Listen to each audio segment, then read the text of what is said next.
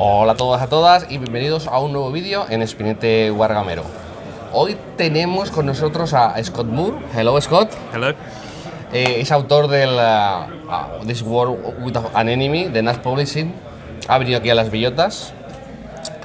Habla y entiende un poquito el castellano. Lo que vamos a hacer es que las preguntas las haré en castellano y él las responderá en inglés. Muchas gracias, perdón, aquí... Muchas gracias, Sergio, gracias. Me ha traído algo, Sergio. Una bebida que tiene una pinta fabulosa. Vamos a intentar no mirarla la bebida. We will try to look the beer.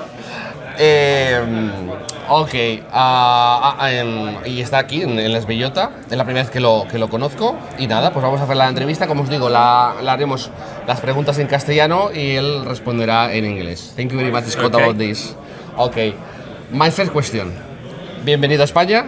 Thank you. Gracias. ¿Es tu primera visita aquí en España? No. Viví en España hace casi 30 años, en el País Vasco. Ok. Pero es mi primera visita a Badajoz. Ok, perfecto. Y a esta convención. Vale. Bueno, Scott, en esta bellota nos has estado enseñando tu primer juego que has diseñado, This War with an Enemy. Es un wargame de bloques. ¿Por qué cogiste la temática de la guerra civil inglesa? There's a long story behind this. No problem. When I was 11 years old at school, at that age in England, we moved to secondary school, so I moved to a new school. Okay. And I made a friend there called Andrew Hopper, and he was already interested in this topic in the English Civil War. So he taught me about the war. We began to play war games about the English Civil War. Later, when I was 16 years old, I joined a reenactment group, the English Civil War Society. So for 35 years now, I've been... Do you know this history since a little boy? Yeah, since I was 11 years old, yeah. So I've been passionate about this period of history for most of my life. Ok. La mecánica de tu juego en el tema del combate es bastante curiosa porque usa de lo que estamos acostumbrados a bloques. Porque usa artillería, usa caballería e usa infantería. Explícanos brevemente este sistema de combate. So the system is similar to a lot of block games. We have 3 rounds of combat in a battle, and there is a priority order for the blocks. But we have this battle map, which is it looks like a battlefield, but it's an aid for playing the tactical system of the game. Okay. So at the start of a battle, we set up the defenders here and the attackers here. So for example, we have the defenders have cavalry. This goes here. They have some infantry. The attackers have artillery. Place this here. We have Cromwell. Okay. He's cavalry. Amphibious. Yeah. Some more infantry here and cavalry here. Okay, so now we can start the battle, the first round of the combat. Always we start with artillery. Okay. And defender first, but in this case the defender, the royalist side, has no artillery. So we start with the parliamentarian artillery. So in the case there is enemy artillery, first is the defense artillery before the attacker. Okay. So with artillery, you decide what type of troops you want to attack. You can fire at the infantry, or you can fire at the cavalry. Okay. When you fire at the cavalry, it's more difficult. They're moving around, so you have a reduction of 1 point on your on this number here. Okay. So let's say it's firing at the enemy infantry. The strength of the block is 4, so we roll 4 dice. Okay. And the quality is 2, so we need a 1 or a 2 to hit the enemy infantry. Okay. So we roll the dice. 1, 2. 2 hits. Always the block with the highest strength loses first. These are equal at 4 strength, so both blocks lose a strength. Okay. After the artillery, we come to the infantry. Defender first.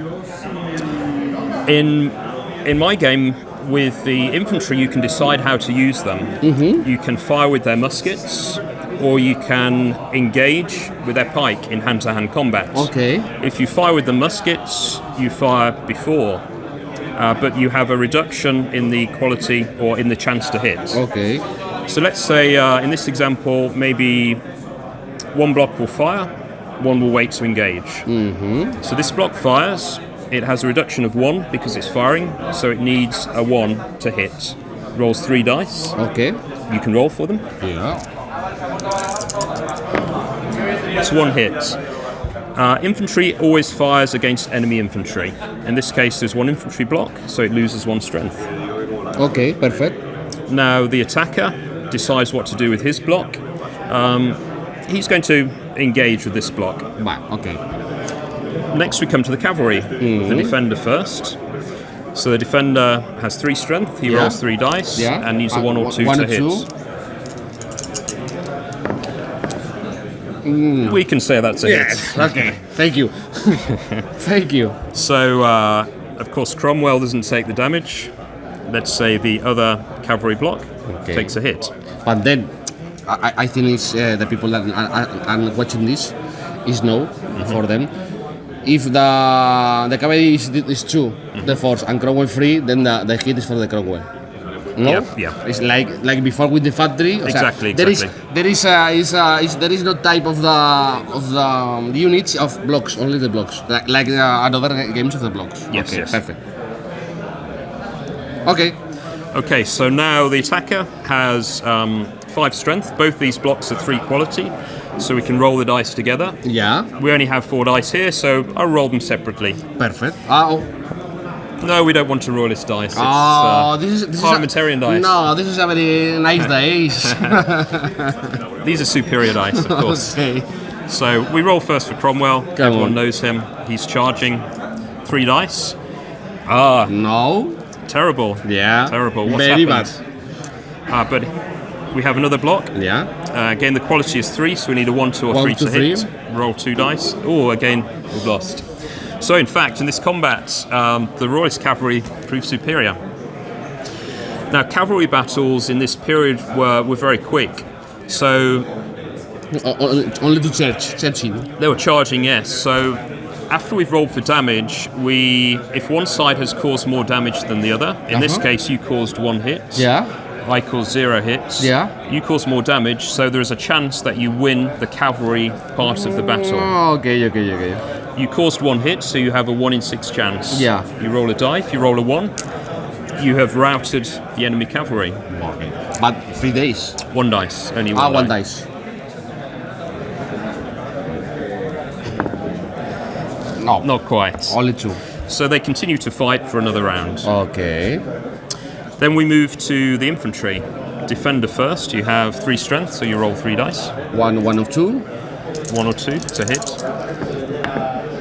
2 Two hits, hits. very good. You've almost destroyed this block. Okay. He only has 1 strength now. He's elite, very good quality troops. It's very high quality. This is the new model army. But he missed. I love to play with you, eh? They're having a bad day, the new model Yeah, I army. think so. Okay, so that's the end of the round. Okay, now the second round. Second round. Okay, perfect. We move the infantry back. Each round, you can decide what to do with the infantry. You can fire or engage. Okay. Perfect. Now, in the second round, the artillery doesn't fire. In battles in this period, normally the artillery fired before the troops met in battle. So once the troops started fighting, the artillery would not fire anymore. Okay. So the artillery cannot fire. We go back to the infantry. The same as before, we can decide whether the infantry fires or engages. Engagement. And then we have the cavalry. Okay. We will try. So, are you firing with the infantry or? Yes, both of them. No. Engagement. You're engaging? Yes, with engagement. Then Okay. with the blocks here. Exactly, yes. Okay. Now is the time of the cavalry. I'm going to fire with my infantry. Okay. I see he only has 1 strength left. Yeah. Probably the block will be eliminated. Maybe. So he's going to fire before you engage him. Okay. So Then this is a very bad movement. This. No, I think it's a good move. Yeah. It's a good move. Thank you. You have enough troops there to I be think patient. So, come on. my infantry fires. No, for me. They No. miss. No. Okay. So, cavalry. Your cavalry first, as you're the defender. With the charging. You have 3 dice. Only one. 1 hit. This time Cromwell takes the hit. So I have 4 strength in total. I can roll those together. Because it's the same quality. The same quality. 1 to 3. Exactly. Yeah. This time 2 hits. Yes, this time a very hit. 2. Okay, then you want 1, 2, and 1. One question, Scott. In the first turn, I will do a charge with the cavalry. In the second turn, I can do that. In the second round, there's a charge also. Okay. What happened in these battles? Often the cavalry would charge, then break off. Maybe there's another line of cavalry would charge. To reorganize the cavalry. Exactly. Yeah. Okay. So these battles were very. There were waves of attacks. It wasn't continuous fighting for hours and hours. There would be an attack. Maybe the infantry fight for half an hour, then they break apart again, attack again. Okay. So this is simulating. The battles would take several hours. But the chaos of the battle. Yeah. Okay. But now with the infantry. So I caused 2 hits. Yes. You caused me 1. So maybe I will cause your cavalry to rout. Okay. So I roll a die. If I roll a 1, no. But no.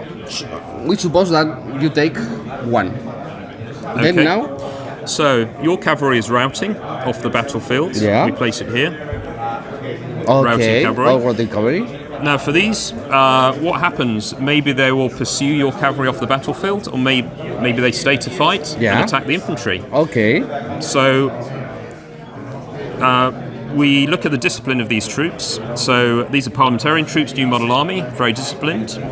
For each one I roll a die. If I roll a 1, 2 or 3, they stay on the battlefield. Okay. If I roll a 4, 5 or 6, they go. Yeah. So we roll for this one. A 2, very disciplined, they stay on the battlefield. Cromwell's troops, I think they'll stay. Oh no, they don't. Something has happened. So Cromwell is now pursuing cavalry goes here, so they're pursuing your cavalry. Okay. This block stays on the battlefield. In the next round, it can attack your infantry. Okay. Because the cavalry stay in the battlefield. Yeah. Okay. And when cavalry attacks infantry, they have an advantage, so they have a +1 to their quality. +1. Okay. And now then is the combat before the cavalry and the infantry or not? Later now. Now your infantry is engaging against mine. Yes. Okay. Because okay. But one thing. I will talk in Spanish a moment. Que puede que no lo veáis con el vídeo. Esto va por las áreas, ¿vale? Podéis pensar, ¿por qué no se pongo la artillería aquí? Porque aquí Scott ha puesto que en el área aquí tiene que ir la artillería, igual que aquí la caballería. Y cuando se deciden, cuando van a atacar, por ejemplo, aquí deciden atacar con los mosquetes o atacar cuerpo a cuerpo, si atacan con los mosquetes se quedan en este área, ¿vale? No se pueden ir a este área ni a este área. Pero si quieren hacer combate cuerpo a cuerpo, tienen que ir a este área, que es donde está puesta el combate de la infantería cuerpo a cuerpo. O sea, que no podéis decidir colocar los bloques en donde queráis, sino ya está puesto. Aquí habéis visto el ejemplo que hemos hecho aquí con Scott, que la caballería pues la ha roto y entonces ha ido a este área. ¿Por qué no se ha ido a esta área que pone reservas o a esta área que pone caballería perseguida? Porque es efectivamente para eso. La ha puesto aquí porque se ha roto y se va al área de caballería rota. Por eso está el tema de las áreas, que he decidido que a lo mejor no se ve bien, que aquí está escrito todo donde tienen que estar, qué significa cada área, que no se puede poner la caballería aquí o aquí. Thank you, Scott. Then now it's sorry. I explain about the areas. I put the infantry in the area of the cavalry. Sorry, I forgot it. Okay. Now we are talking with the infantry to. They're attacking my infantry. Okay. But then it's only 2 dice. You have 6 dice. 6 dice. Sorry. So you have a lot of infantry left. I have very few. 1 hit. It's okay. That's enough. This block is eliminated. Okay. Perfect.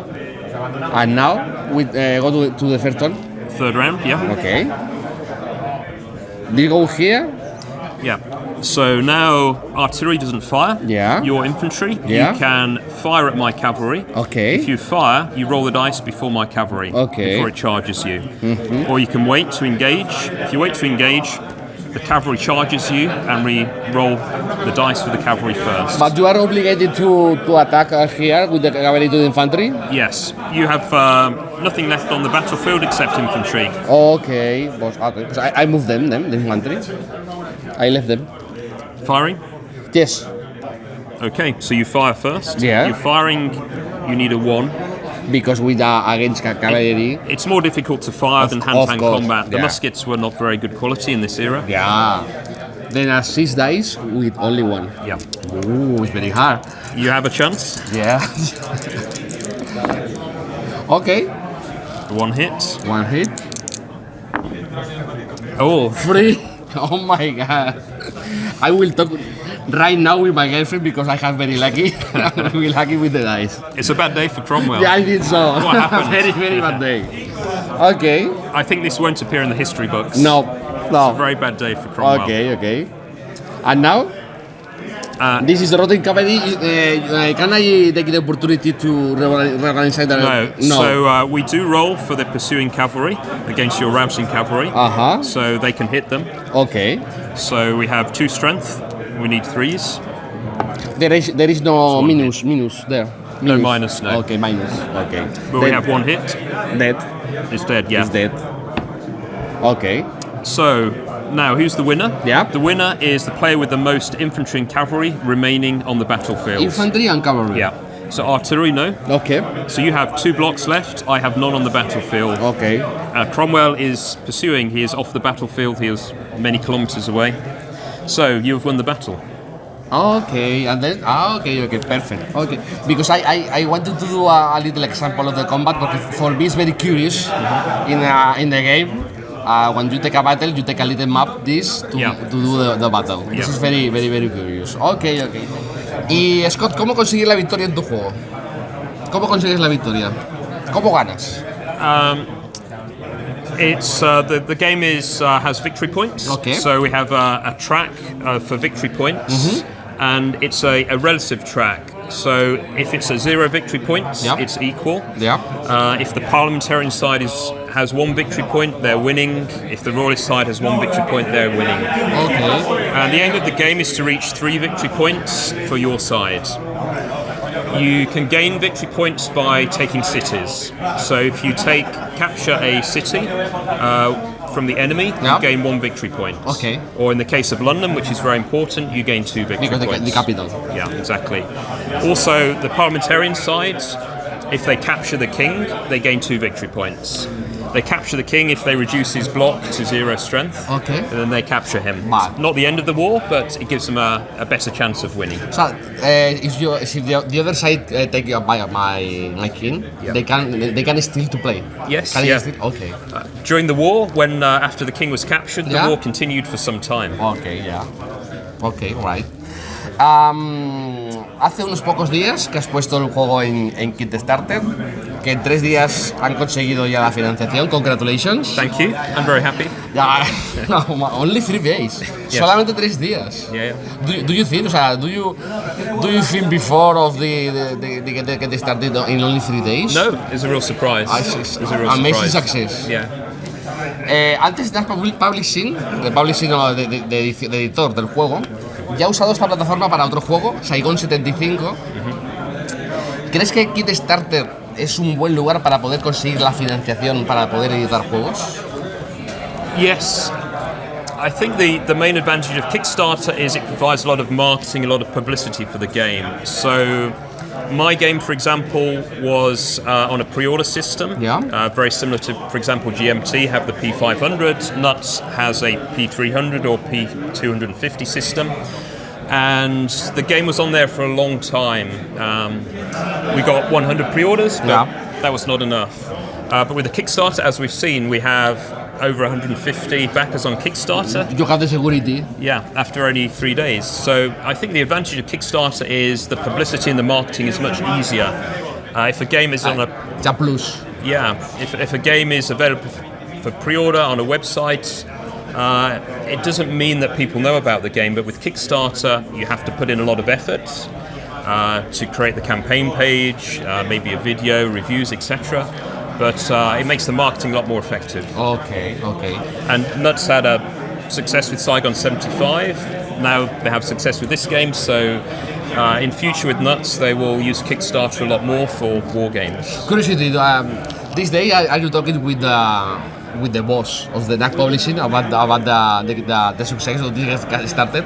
I think the boss, your boss, is very happy too. Yeah, of course. Of course he is. Send you a message on the WhatsApp. Hey, 100% success of the Euro game. Amazing moment. I'm sure he'll send me a bottle of champagne. You know, he's French, so. Of course. Okay. With champagne then. I hope so. Ahora voy a hablar de una cosa que a Scott se la he dicho varias veces. Bueno, que sabes hablar castellano, ya se me ha olvidado ya. Que es la portada. Ya te lo he dicho varias veces antes de cuando nos hemos conocido y estos días, pero te lo tengo que preguntar aquí en la entrevista otra vez. La portada es preciosa. Se ha convertido en mi top 3 de portadas de Wargames. De verdad, ya lo veis. Mira que es como que digo yo minimalista, pero preciosa, al menos bajo mi punto de vista. Háblanos de ella. Fue obra de Nicholas Roblin. Yeah. ¿Cómo surgió la idea? Well, because the first cover is very different from yes. this. We had a cover and some graphic design, but with the previous graphic designer didn't complete the design, so Nuts looked for another graphic designer, and Nicolas Roblin is also French. This is the first board game he's designed, but as you can see, he's done a fantastic job. Fantastic, amazing job. Amazing. He did a lot of research. Okay. For example, he found a lot of contemporary illustrations himself. But with the cover, he presented us with 3 different ideas. And both myself and Florent Coupeau of Nuts Publishing thought this was the best. What we like about the cover is it's very simple. Yeah. And the cross here has more than one meaning. So this is the Cross of St. George, which is the flag of England. Exactly. Also, it looks like a gravestone. And the English Civil War was a very bloody war, lots of casualties, and a lot of civilian population unfortunately lost their lives as well. So you can see this looks like a Catholic gravestone with the name of the publisher there instead of the INRI. And we have this illustration here is from 19th century painting. This shows Cromwell. So it's 19th century painting. The uniforms aren't accurate, but it's a very nice painting. You see Cromwell, you can see a priest here. The principal characters of this age. Exactly, yeah. And in the background, they're besieging Basing House, but you can see a little bit of fire and smoke. Yeah, so true. It's not really clear what's happening, but it's very. But doesn't matter. Doesn't matter. It's not very clear what is this, but it's perfect. That's the idea. It's a little bit mysterious. We don't quite know what's happening. No, it's amazing. Maybe my first word with you was, "Hello, Scott, I love your cover." maybe that was my first word with you. Okay. ¿Hay alguna posibilidad de ver tu juego en castellano, en español, traducido? If we get enough backers on Kickstarter. So, for example, for French, we said if we get 20 French backers on Kickstarter, then we'll translate the rule book, the player rates, and the cards into French, available for download in a digital version. In the web? So if we get enough backers from Spanish, I think we can do the same. Okay, perfect. Y ahora cuéntanos, ya que ha tenido éxito, a pesar de que aún a lo mejor puedes hacer más retoques o preparar más cosas de este juego, cuéntanos algo sobre tu próximo juego, si ya lo tienes adelantado o que te gustaría hacerlo. I had If you can talk about this. Yes. Maybe it's a little secret. It's okay. Yeah, no problem. Okay. Yeah. So, all of my games are inspired by something I read or a film or something like this. So, with The Anarchy, which I hope will be my next game to be published, I read a book about the Empress Matilda, who was the daughter of a king of England. So she was the heir to the throne, but she was a woman. and a problem in this age. It is a problem in that age. And she was also, the Holy Roman Emperor had died. She was living in France at the time, and her cousin, Stephen, was living in the UK. He moved to London first and became crown king. Okay. So there was a period of civil war for 30 years between King Stephen and the Empress Matilda. Okay. There was not so much fighting. It was a long period with some fighting but a lot of politics. So the idea I have for my game is it's more a political game with some military aspects as well. It's not really a war game. It's going to be a deck building game, but there'll be a map and there'll be some battles as well. It'll be a shorter game, maybe 1 hour, 1.5 hours maximum in duration. More or less the duration of this war with our enemy, because the duration of this is 1 hour and a half, 2 hours. It depends on the game. Some games are short, 1 hour. Some games can last 3 or 4. It depends on. It's possible to win the game early. Sometimes the game continues until the end of 1646, which is more than 4 years. So then we can have a longer game. And the second game you are talking about now is the name is the Anarchy. The Anarchy, yes. Okay, this is the final name, or maybe I'm sure maybe you can change the name. We think it's a great name. Oh, the okay. Anarchy. And the editor thinks the same. Yes. And then it's okay. Then it's okay. Háblanos un poquito de, porque por desgracia no tenemos a nadie de Nash Publishing, de ellos lógicamente. Ojalá, ya que si nos ven el vídeo, venid el próximo año y así, aparte de conocernos, hablamos de vuestra compañía con más tranquilidad. Háblanos un poco de Nash Publishing y si sabes cuáles son sus próximos juegos. ¿Qué próximos juegos pueden tener? Háblanos un poco de ello. Well, Nash Publishing have two branches of business. Okay. So they publish games in French, which are translated normally from English. This has been a big success for them. But they also have the war games, which they've been doing since the beginning and are equally important for them. So in terms of the war games, the next games to be published will be Fitna, for example, which is a very interesting game about contemporary warfare, and there are many scenarios in the game. The designer of the game is an expert in the politics of the Middle East, and he's introduced a lot of scenarios covering the period from the 1970s through until the future. There's some scenarios for wars which could potentially happen in the region in the future. Nuts also have a game called 300 from a Japanese designer. This is being play tested. It's already been published in Japanese, so Nuts are going to produce a version in English and I believe in French as well. I think it will be bilingual.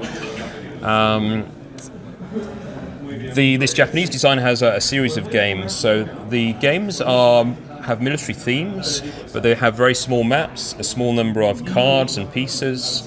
They can play in half an hour, so they offer a very intense historical experience in a short period of time. I've played 2 of his games. I think they're great, and they are the type of games which can appeal to war gamers and also to people who aren't used to war games, who want maybe simpler games but are interested in history. And the last one, I think there is another more than is Saigon 75. Saigon 75, yes. Yes, because I was thinking there is another. I see the box in the game in the other. Okay. So at Saigon 75, there is a Kickstarter. The Kickstarter was already, I think, 2 or 3 months ago. It was very successful. Maybe. Yeah. So the game will be ready, will be sent out to backers in June at the latest, possibly before. Okay. Saigon 75 is also maybe a hybrid game. It's a war game, but relatively simple. It plays in an hour. It's very asymmetrical. You have the North Vietnamese playing against the South Vietnamese. The aim of the South Vietnamese is to protect Saigon until the end of the game. Okay. And the North Vietnamese have to take the city. Of course. And again, this is part of a series. It's the first game in a series of asymmetric games. Okay. Well, thank you very much, Scott, to do the interview, to explain your games about the Nash Publishing and the example of the game. Thank you very much, and welcome to Spain, and I hope to see you again in Spain. I'm sure I'll be back next year. Perfect. Thank you very much, Scott. Muchas gracias. Pues nada, gente, nos vemos en el siguiente vídeo.